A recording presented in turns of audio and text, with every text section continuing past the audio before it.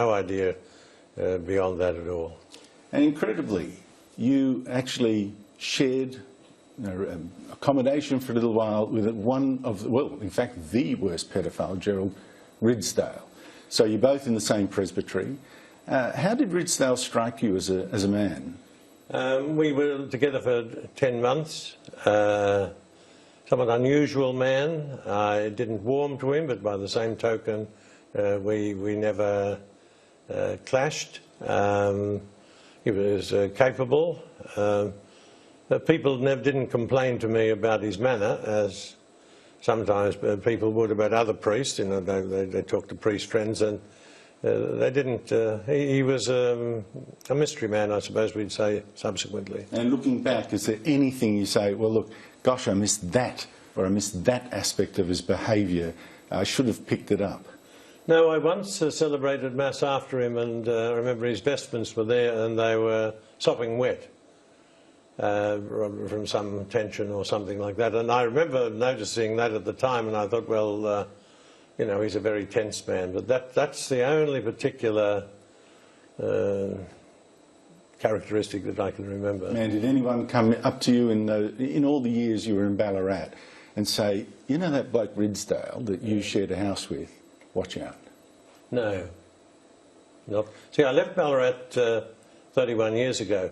There's a lot of water to go under the bridge after that. But no, they didn't say that to me when I was in Ballarat.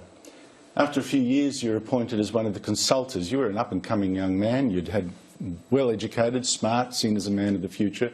Yes. You were appointed one of the consultors of the Bishop of Ballarat, Ronald Mulcairns. Yes. Now, it's beyond question, it's admitted, it's proven. Mulcairns knew that Ridsdale and other pedophile priests were under his watch, under his control, and he was moving them around and around and around. As soon as things got too hot in one place, he'd move them somewhere else where they abused children again. Now, you're sitting there as a consultant, and you're hearing that Ridsdale is being moved again and again, unusually often. What did you ask about this? Well, it wasn't as unusual as you might think, because in those days we had plenty of young priests, and the practice was to give them 3 years in a place and then move them on. Now, his record is not like that. It was obvious that he had either he was restless or had some sort of personality problem, but personality problem. When people discussed this personality problem, what were they calling it? Well, no, they didn't. I can't recall any specific discussion like that, and I can't remember any specific discussion of a personality problem of Ridsdale. So there was one notorious thing of a time, of course, where Ridsdale had to do a midnight flit from one place where he was essentially caught yes. with a boy and having abused children. And this matter came before your consultors. Now, around that tape... No, that matter never came before a consultant. But his move came. Moved it, yeah. That he had to move. What reason was given, to your knowledge, for him having to move so quickly, abruptly, at midnight, basically? Well, I never knew anything about it. The consultants never knew anything about a midnight flit or a midnight... on one occasion, in the consultants' minutes, I don't have a very clear recollection of those meetings at all about what was said. In one of those, it said it was necessary to shift him. No, it wasn't explained to us. One of the consultants there said that the bishop said it was for reason because he was a homosexual. I can't remember that, but I don't dispute it. But that's certainly possible. See, what's surprising to so many people about this is here you've got a move, and you don't ask. Why is he being moved? But you see, hindsight is a big help. We didn't have that then. He was just one of a number of priests. He came up, he's moved a bit often, and often or at least on a number of occasions, one move was to the Catholic Inquiry Centre in Sydney. Well, that implies some sort of a promotion. There's no indication that there were problems. In retrospect, you could be much, much wiser. And here's another thing that has confused many people, and I admit to being confused myself.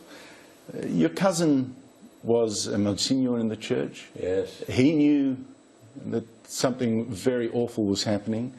Yeah. You're sitting around these consultors' meetings. I don't know how many were there, 7 or 8. There are about 3 people who knew that this guy was red hot. Mm-hmm. The bishop sitting there knew he was a pedophile. Yeah. And you don't. Even the drinkers at the Apollo Bay Hotel apparently knew. Yeah. And parents and teachers, and not all, and not that many, but some, in 3 towns, knew. How come you didn't? Because we were never told. It's not just myself. The other consultors are very clear on that. We were never told.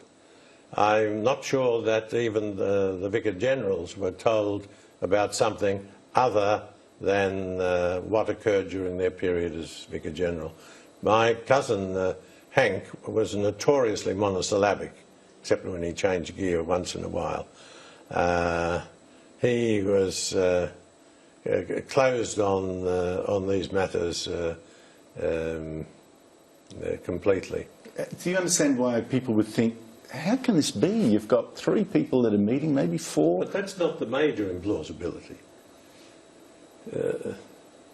What is so overwhelmingly implausible is that we've got probably the worst pedophile in Australia active, and we've got a bishop who didn't just give him a second chance, but repeatedly refused to act.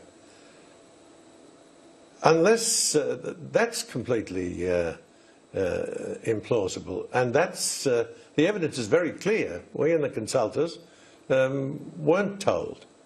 Now, as I said, I left Ballarat 30 years ago. There was water to go under the bridge after I left.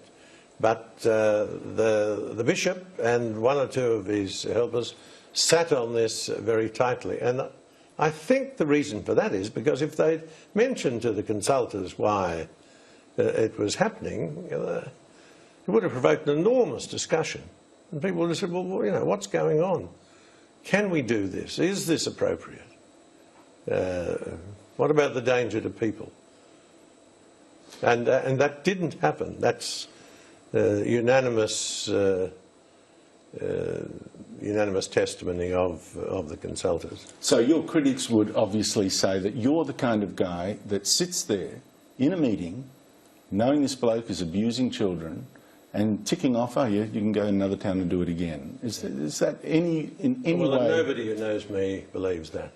I mean, I might be occasionally outspoken. I might occasionally put my foot in it.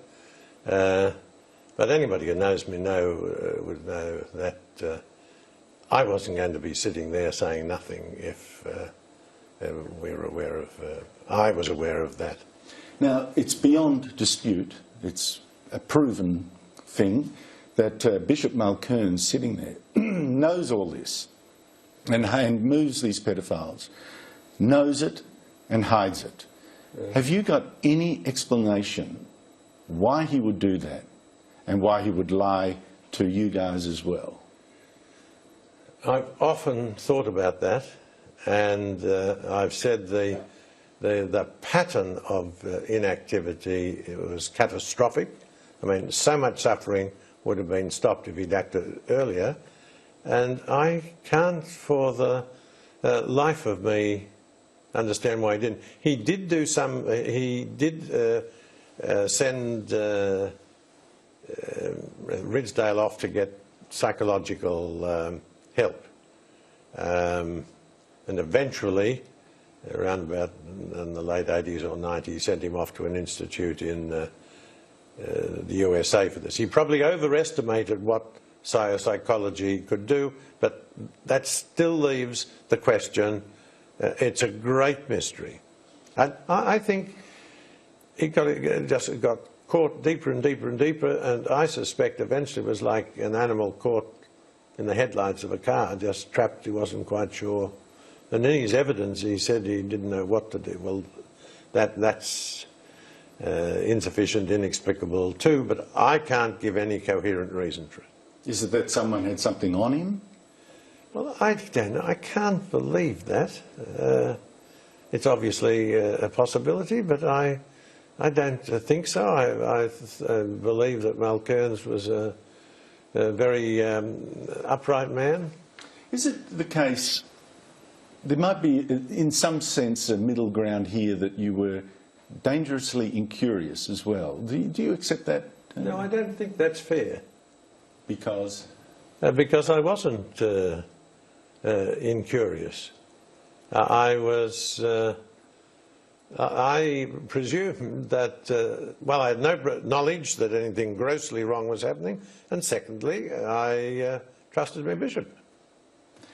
But I also, you haven't helped yourself by some of the statements you've made in the witness box, and the one that really jarred with so many people, me included, was this one. And you know, I later said I accepted you had misspoken. But how did you come to say this when you were told about Ridsdale in one particular town, I think it was Inglewood, and you said, where he'd abused children, you said, "It is a sad story and wasn't of much interest to me." What did you mean to say? Well, if you look at the excerpts, you'll see we were talking about 93 and 94, when he'd already been convicted. The conversation was thoroughly muddled, at least I was thoroughly muddled, and moved over to discussing when the incidents happened, which I didn't know about.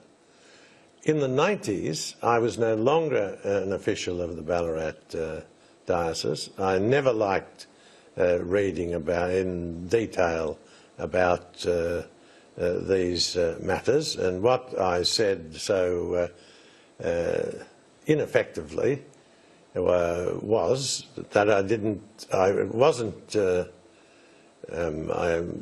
things that were professionally necessary to know, I was completely ready to study them. But to suggest from that bad slip that I was somehow uninterested in the issue is, of course, completely contradicted by the whole of my life and the whole of my work. And I just say a little bit in self-defence, 19 and a half hours of interrogation ain't nothing. Well, you did it again in the sense that you were talking about a schoolboy that you trusted who warned you about another priest. You said it was a vague allegation, unspecific, and at school, and you said, quote, something like, "I didn't do anything about it," which is in the headline, I think, of the Australian on the front page today. Pell didn't do anything about it. I didn't do anything about it. I mean, that's a disappointing headline. Because the truth is? Because the truth is that at the Royal Commission, I pointed out that I went and inquired of the school chaplain whether there was anything in these stories. They were vague. I wasn't exactly sure what was being said, and the school chaplain said to me, "Yes, I think there is something in them." Certainly he could be very, very harsh and violent, but there was also further dimension. And he said, "And the brothers are doing something about it." Now, not long after that, the man was shifted. But not shifted into a prison. This is the problem, No, isn't it? but see, that's correct. This was 40 years ago. I, at that stage, was not aware that the Christian Brothers handled these things badly. I wasn't at all sure that the activity was grossly wrong, and I trusted them to deal with it in some appropriate way, and they shifted him. Now, you said a couple of times in the hearings this week that you should have been more pushy. What did you mean? Well, I was thinking more of my time in Melbourne rather than in Ballarat, where I was. You referred in Ballarat, for example, to this complaint by a boy, and you said, for instance, that maybe you should have followed it up. Yes, well, in the light of present understandings, I certainly should have. One of your worst mistakes, I think you've acknowledged this, is to, years later, when Ridsdale was finally arrested and brought to court, you fatefully decided to walk him to the court. And this was widely photographed. Whenever there's a thing, the Tim Minchin song Attacking You has that there, and it's portrayed as you. Here's the church standing by, yet again, a pedophile priest. What was going through your mind when you did that? Well, I think in fairness to me, I should set out what happened.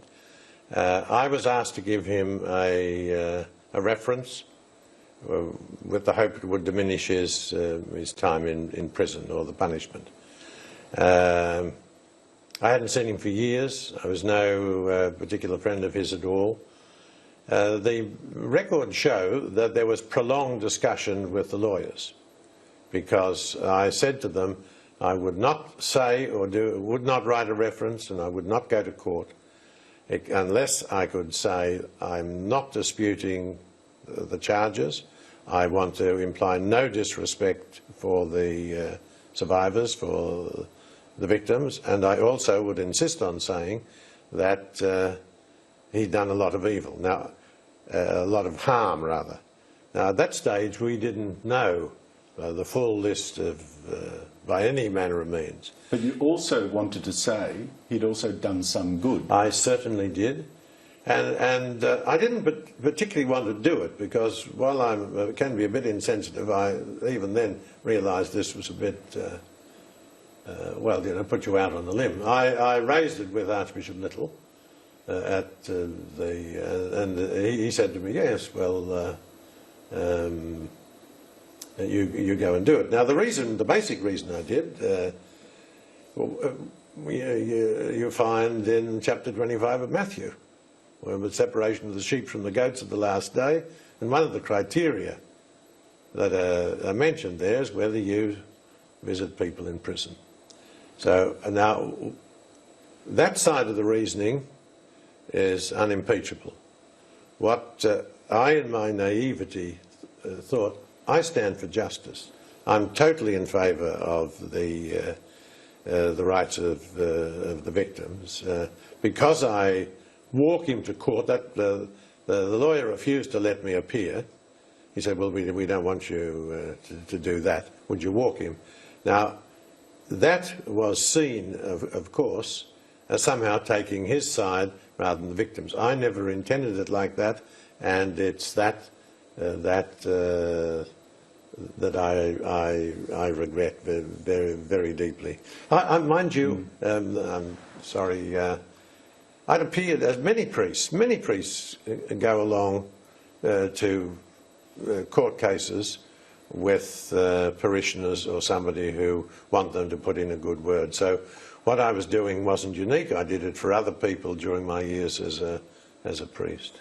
Can you see how your critics would use that, not just in the way that I originally introduced this, but in the sense of, here you have a priest, and accepting your view that you were there to comfort the sinner, as it were, but you also had the victims, and your attention was with the priest rather than the victims. Do you accept that? No, it wasn't rather. I wasn't allowed to testify because of my explicit demand that I would speak with the victim. But having said that, I realise it was seen as supporting the priest more than the victims, and I'd have to plead guilty to that, and I regret it. And I only did it once. Let's move on to your next appointment, which was in 1987. You are moved to the Archdiocese of Melbourne under Frank Little. Now, Pope John Paul II, conservative like you, liked the cut of your jib, and you were clearly inserted as the eventual successors of Frank Little. Well, that wasn't very clear at all. There weren't too many people who wanted that. They may not have wanted that, but it was seen as you were the up-and-coming guy. Now, Frank Little is more of the left, or a progressive, so to speak, and you were a conservative. Did you have any notion at that stage that here we had yet another guy, Frank Little, who was moving around or covering up for dangerous and or pedophile priests? No, I didn't. But let me say a position. I mean, it's interesting that you reckon I was clearly the bloke who was going to take over. Well, for many of the powers that be, the leadership of the Church in Melbourne at that stage, that was the one thing they didn't want. Now, Because? First of all, I was theologically conservative. I was an academic. I came from the country, from Ballarat, and a lot of the Melbourne priests found that hard to take. Interestingly, more of them seemed to have difficulty with that than the Sydney priests when I came from interstate. But all these things were wrapped together, and on top of all that, I was a supporter of Bob Santamaria. The notorious conservative... The notorious conservative... gadfly critic of the Liberals. Yes, and also with very clear ideas on the way the church should be going. And I think the fact that I think in many ways the church is going better in Australia than it was 20, 25 years ago, as much to the writings of Bob Santamaria, who spread the understanding, explained what John Paul II was trying to do. And my basic thesis is, and I think it's borne out by the facts around the world, that radical liberalism in faith and morals in Catholicism destroys the church. And do you think that was one of the lessons of Ballarat and Melbourne? Yes, to some extent. I mean, the church is not destroyed in either place. But in the sense of a lax moral or structural authoritative leadership led to what we're seeing. Yes, it was there's no way around it. It was a colossal failure of leadership. Okay, well, let's talk about that leadership. One of the people that Frank Little was moving around was the priest Peter Searson.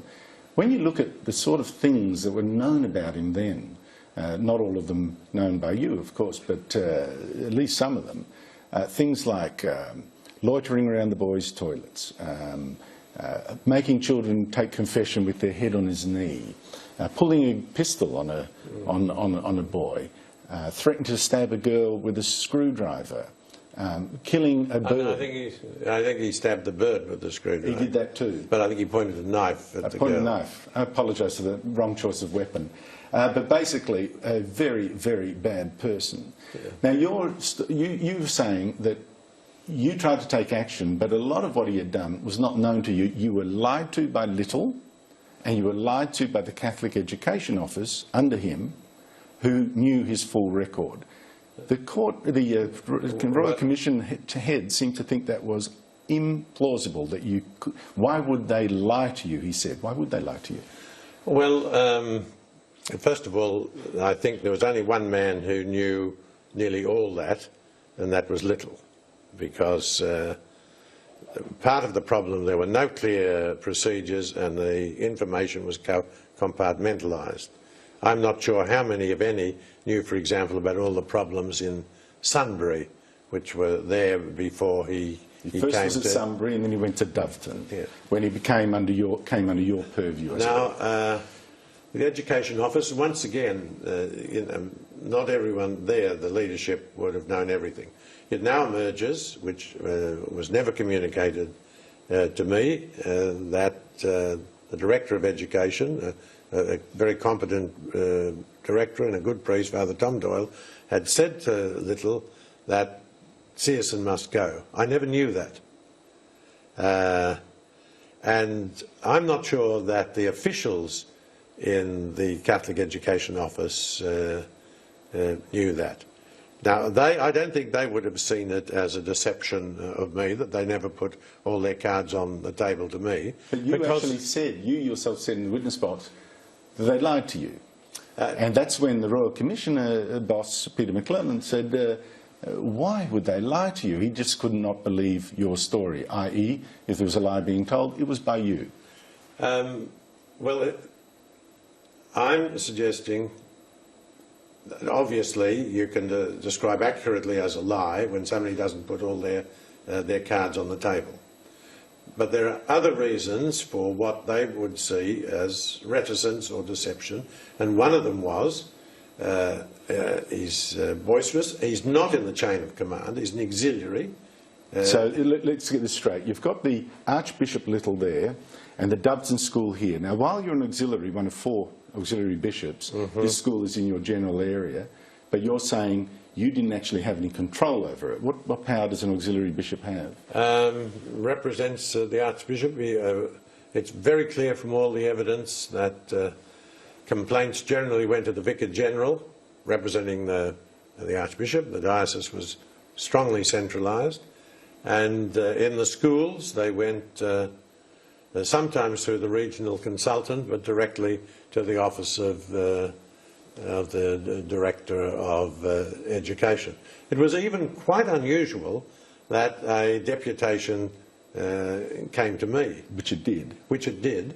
And in retrospect, I suppose that indicated dissatisfaction with the ordinary avenues. So this is a bunch of teachers with a long list of complaints about this bloke, and what did you do about it? Well, you see, what is interesting is what they did is compatible with the view I took and what Little told me. Because they came to complain and they said, we don't want him removed, we think he's a very odd man, but we want something done, him to be spoken to. But they knew enough of what I've just said. I mean, you don't even need to know that he's a pedophile to think this bloke is a fruitcake and a menace and should be nowhere near any child. And yet, even with that message... If they'd said that to me, but they didn't. So. And the records show that, and the records also show that the union rep was disappointed. But he didn't... But here's my point. I'm all right, I've got a reputation too for being a head kicker. Now, if someone came to me and said, the knife, the this, the that, the child's head on the leg, the kids are scared to be near the toilets with them, all that kind of stuff, I wouldn't say, oh, what do you want me to do? I'd say, you know what I'm going to do? Out. That's what I would say. Well, you might have said that, and if you'd had the power, you would have been able to do it. I had no power to put anybody out, but what I did do was I went to Little. And I told him this story, and I said, what can be done? And the story was, which I believed, I was aware there were problems. I explicitly remember the list of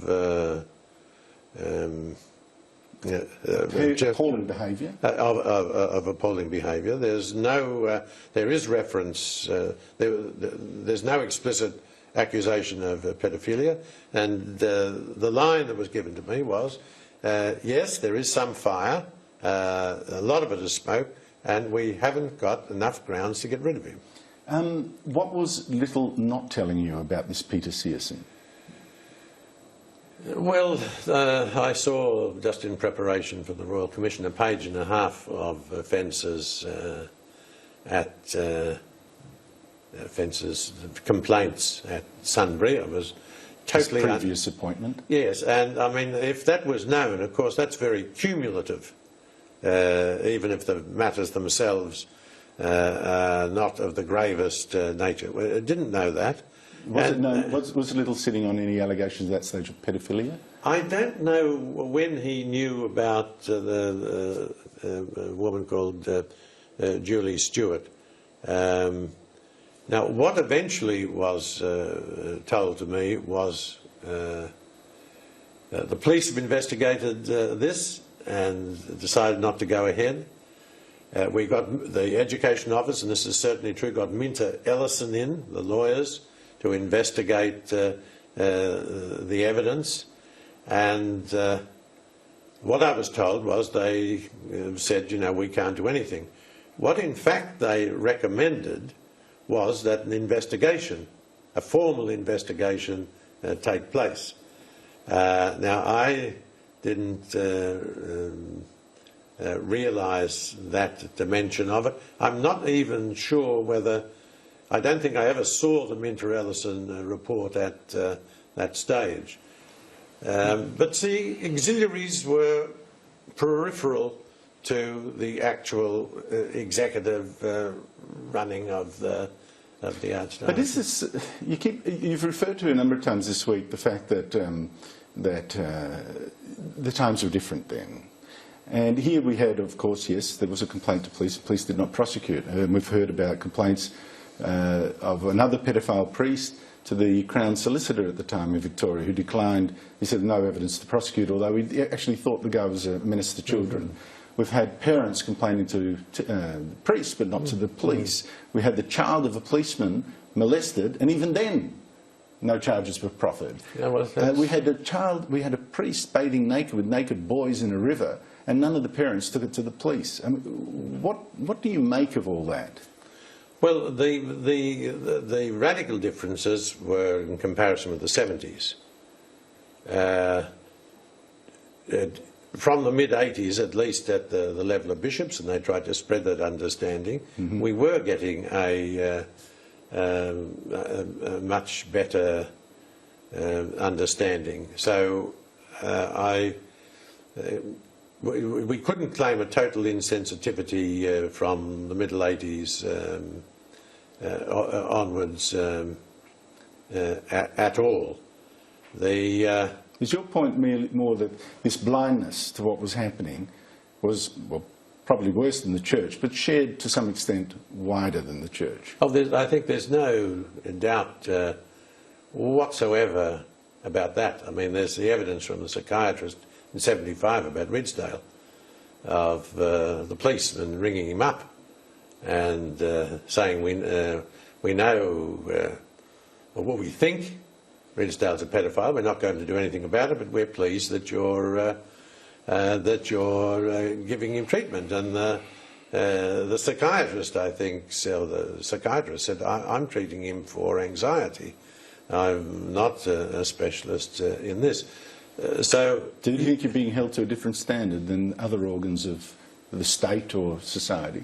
I think that's certainly something to be examined, and I think in many ways we are. But having said that, this is a problem right across society, and one of the things the Royal Commission has established is it goes across all institutions, government and religious. But having said that, there's a disproportionate amount of it. There was in the Catholic Church. We've got to plead guilty to that. Now, you did, in fact, replace Frank Little. He was pushed out, effectively, yes, 4 years early, and Pope John Paul II's man on the spot, you took over. Now, within 3 months, of course, you had the first compensation scheme for victims, and you got rid of Searson. Yeah, but more important than that, my first priority was never compensation. My first priority was that the wrongs would be recognised and that counselling would be available, and the compensation was the third matter. My priority has never been simply or primarily to save money for the church. I've always said right from the beginning we should pay according to the national standards, and if you look at my record in both Melbourne and Sydney, you will find that comparatively I was the diocesan payments compensation were amongst the most generous of the Catholic institutions and actually of any institution. The critics say that it was you were in fact pushed by then Premier Jeff Kennett to set up that compensation scheme, or he'd call a Royal Commission. No, well, that's an interesting story, and it goes back I was at a fundraising dinner. I was very friendly with the governor, McGarvey. I respected him. And McGarvey said to me, I'd like to talk to you about your problems. And I said, oh, what are they? And he said, you know, the pedophilia. Now, he said, get into gear and do something, otherwise you'll bleed to death for many years. He said, set up a Catholic Royal Commission. Make it independent and get them to judge it. And I thought that was terrific advice. I was involved in a major controversy with Kennett over the Catholic hospital. There was some St Vincent's, the government wanted to shift it out. I objected strongly to that, and I was speaking with the Premier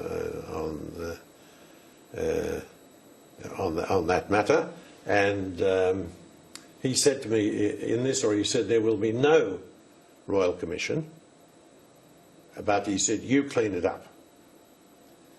And I said, yes, I'm happy to do that. And as a matter of fact, I said, I've been speaking to McGarvey, and McGarvey said, set up something like a Catholic Royal Commission. So you deny that you were pushed into it? Well, yes, and it was Right. exactly the way that I said.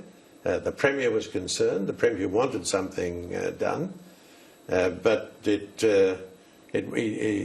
was exactly the way I've described it. And I was able to say to him what we were already proposing to do. Your critics say that because of what happened, they don't credit you with the clean-up thing. They say you should have acted before, etc., etc. They say that this disqualifies you from the job that you got next, well, after Sydney, which is where you are now, the third most senior Catholic leader in the world, in charge of the finances, effectively the treasurer of the Vatican. That you're a man of cover-up. What are you doing in the Vatican? Well, what evidence is there of a cover-up? Yeah, it's very I'm saying that's the allegation, but we've dealt with that. There's no evidence. I mentioned that at the Royal Commission. So there's no shred of evidence, and that was uncontested by... But should there be a perception that, a man of cover-up, that's perception, be in charge of the Vatican finances? Well, there's no man of cover-up in charge of any Vatican finances. And we're all obliged... How can you assert that? On my record. Which is? I've appeared before the parliamentary inquiry. No, in terms of the Vatican. Because I've heard, for example, that corruption is endemic in the Vatican. True or not? That's an over-exaggeration. It's not endemic. But the Pope coming back from Africa and said there is corruption in the financial section, much less than there was. And we're working systematically to eliminate that. How high up does this corruption go? Well, that's a very good. To the level question. of cardinals? Well, who knows? To the level of the Pope? Oh no, certainly not. So maybe the cardinals. Pope Francis is backing. No, I'm just trying to establish the level. So not the Pope. You don't know about the cardinals. What about one up from the cardinals? Say under-secretary level. That level. Well, an under-secretary is not one up from a cardinal. I think you go Pope Cardinal. But at a very high level. Well, these things need to be established. How much money are we talking about? We're talking about millions. Within different Vatican agencies. I mean, in the euro, that's called the Vatican Bank. It isn't actually. It's the Bank for the Vatican Employees, Religious Orders and Dioceses. Well, I think they've closed 3,000 or 4,000 accounts. 3,000 or 4,000? Accounts of people who had no right to have an account there, and of course the danger is that those accounts were being used for money laundering. Now, by the mafia? Who knows whether it's the mafia or some other big criminal organisation.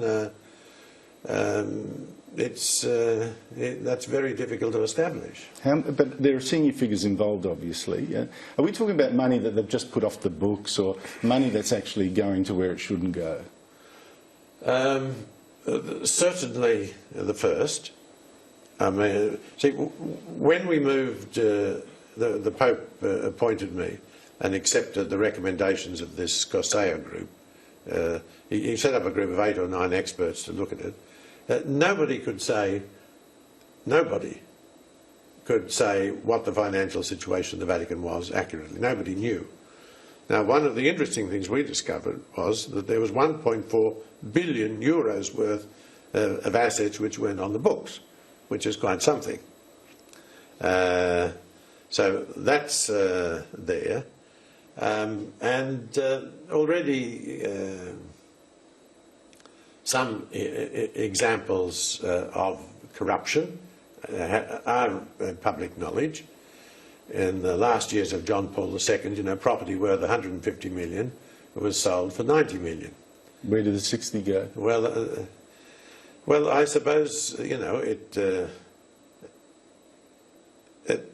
properties were taken by people and they subsequently did something with them, and obviously they had a margin of 60 million theoretically to put into their pockets. They're public accusations of financial manipulation, combination between a Vatican agency and an outside banker. Do you see how it sounds? You've got corruption and cover-up moral corruption with children in Ballarat and Bendigo being abused. Financial corruption here. Are you proud of your church? Look, I'm here trying to do with the finances what I did to clean up corruption in the pedophilia in Melbourne. There are two different worlds, but I'm doing similar. I'm part of a team. We now have internal auditor, a very senior man, completely independent. We've now got Price Coopers as external auditors. We've got a group called IFE, which supervises the bank, and we're cooperating under the supervision of, say, of Moneyval. And we have to report to them regularly about what we're doing. Can I go back now? The week before you gave evidence to the Royal Commission again, third time, a leak appeared in the papers that Victorian police are investigating you for abusing children yourself, between 5 and 10 victims. What did you make of that leak? Well, I mean, it was extraordinary. It's completely false. There'd been no approach to me. One of the interesting things is that when you become a hate figure, people either imagine, or I don't know, the worst stories about you. Now, 3 of the accusations about, just to switch out the Royal Commission, that I was told this and told that, 3 of those are demonstrably false.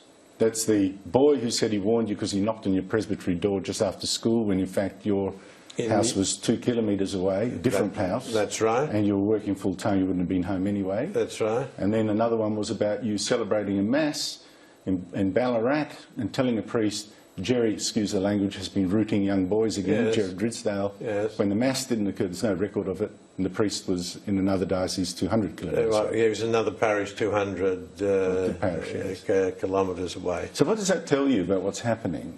Well, I don't know what to make of it. I mean, there's another example too where I was supposed to have been rude to a fellow and told him to run away when he was complaining, and I was in Europe. I don't know what to make of it. But I do know that it's evidence that people, at the very minimum, will jump at shadows. But does this suggest to you, you have become a lightning rod for the accusations, and I accept what you say. Some of those accusations are plainly untrue. The police one must be devastating for you. You are an abuser yourself, they're suggesting.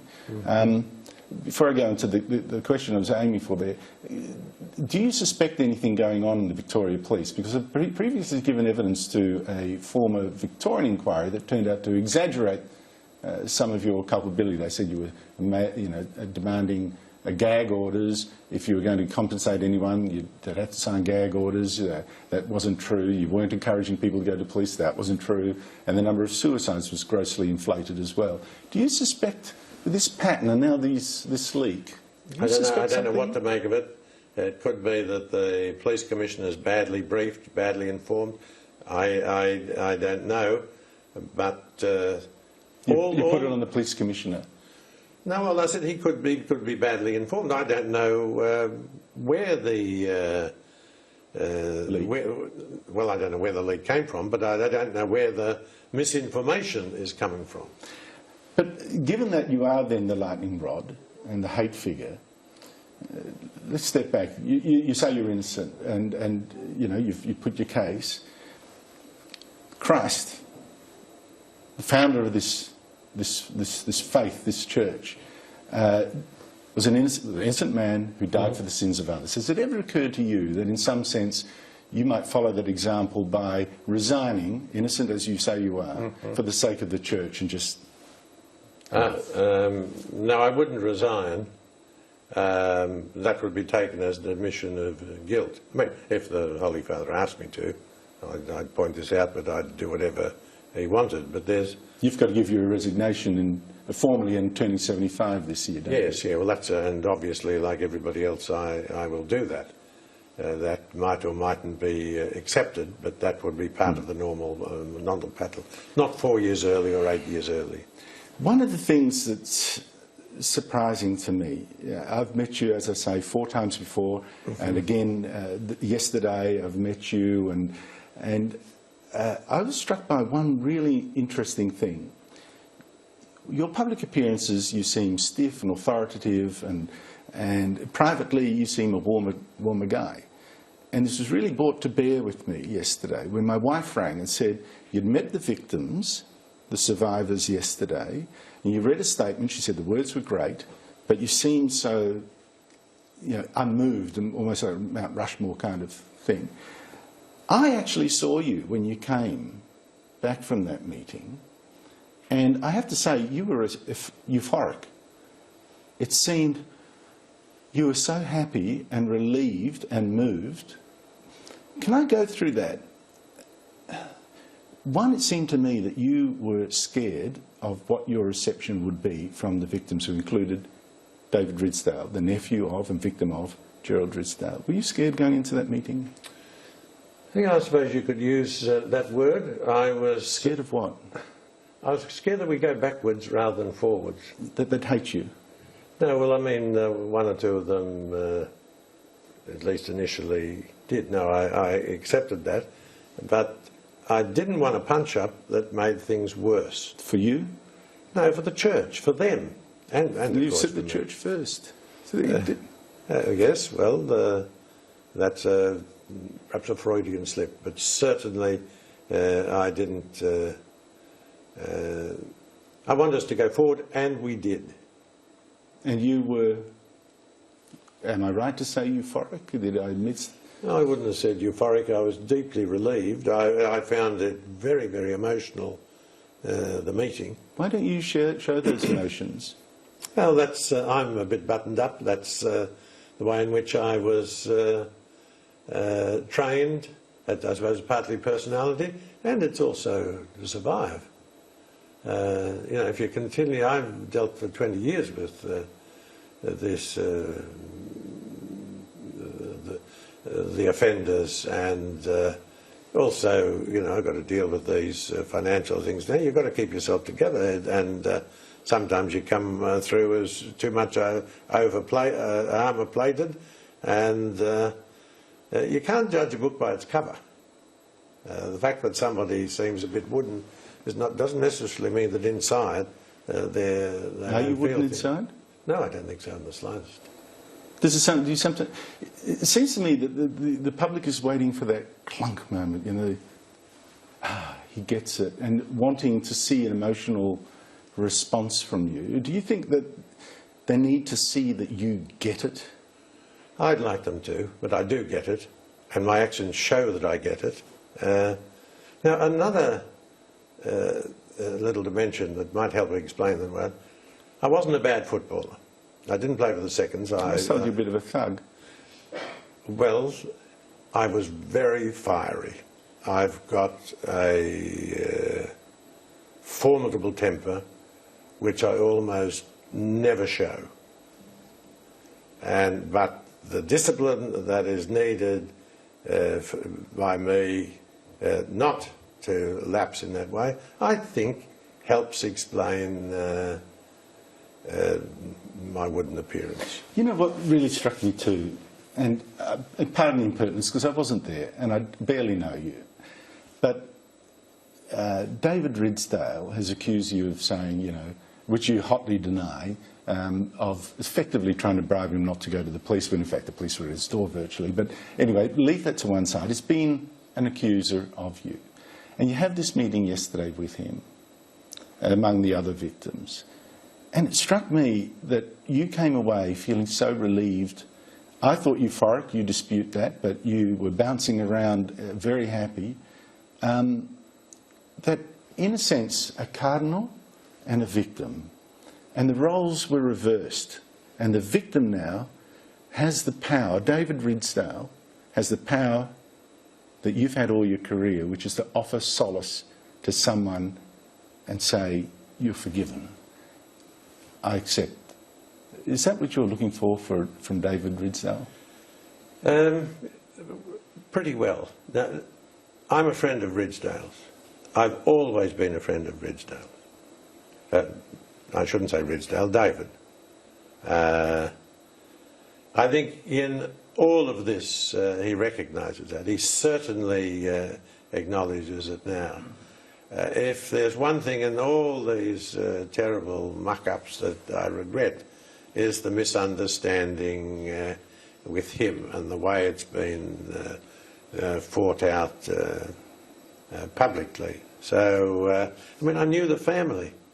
I was quite friendly with his dad, who did a lot with me. So it was there's an added grief when you're in public controversy with somebody whom you in fact like, and whose family you like. So, I mean, the reconciliation between us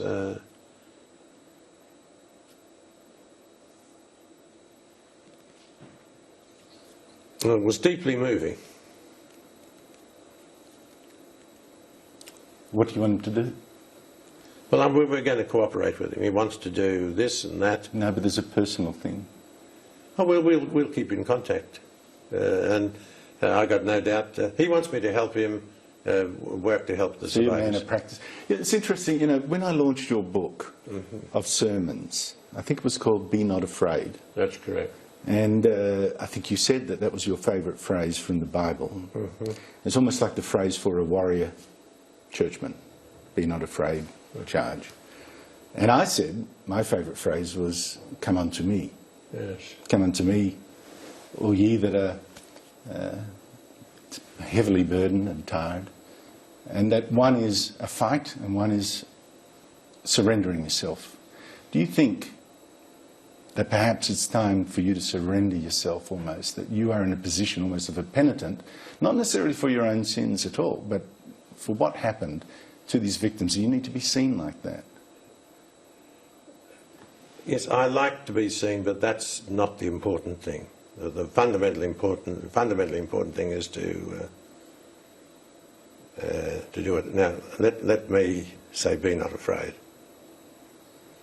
Do you think it was easy for me to step in and clean up things in Melbourne?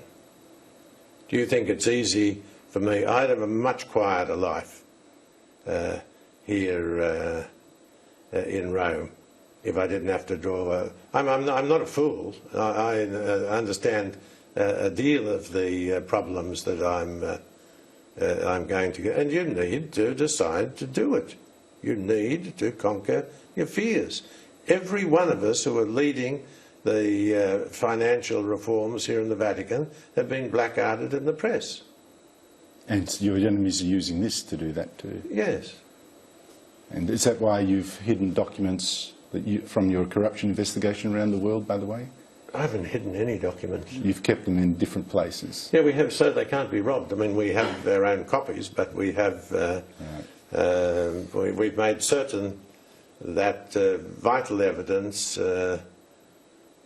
can't be taken from us because it's here or there or other places. And finally, and thank you for your time, you gave evidence in Rome rather than fly back to Australia because you've attended specialists about your health, particularly your heart. People looking at you will say, now here's a man, all right, you're 74, but you look in some good nick. What is the story?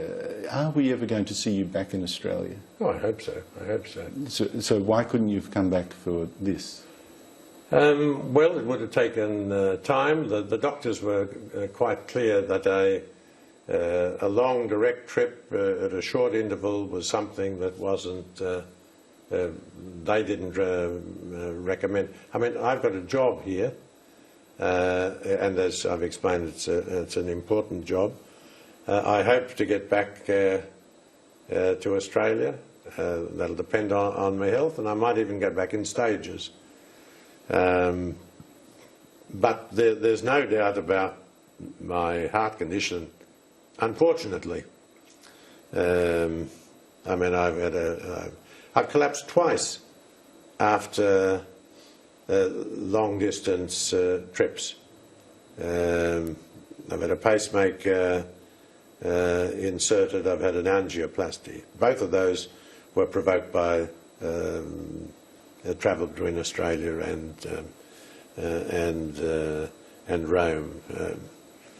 I'm probably travelling a bit better now than I was health-wise. Probably the medication has been balanced out. But I had 2 falls. Now, you might just simply because I was awkward, and I, you know, this hasn't been easy. These last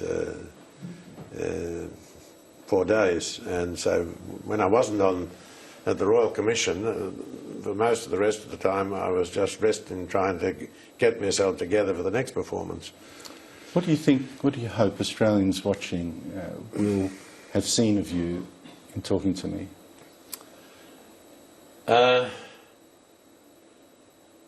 I hope that they will give the Catholic Church a fair go.